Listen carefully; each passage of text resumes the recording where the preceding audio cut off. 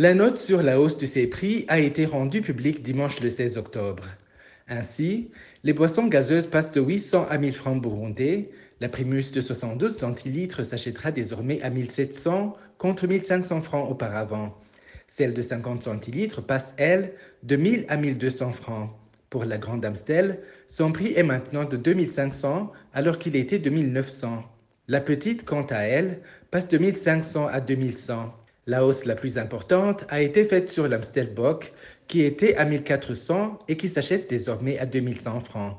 Pour l'Amstel Royal, son prix passe de 2200 à 2600. Quant à Nyongera, son prix change de 1000 à 1200 francs. Et enfin, Viva Malt et Tangawizi passent de 800 à 1000 francs.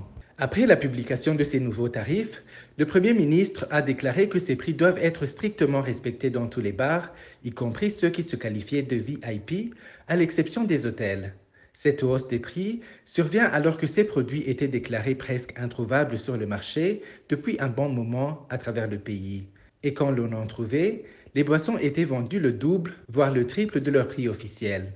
Au même moment, certains commerçants, des administratifs et des responsables du parti au pouvoir profitaient de la situation pour s'accaparer du monopole de la vente de ces produits, tandis que nombre d'autres commerçants se plaignaient d'être discriminés dans l'accès à ces produits. Malgré cette nouvelle mesure, des questions subsistent, dont celle de savoir si ces produits vont désormais être disponibles sur le marché ou s'il y a des mesures d'accompagnement qui ont été prises pour faire respecter ces prix.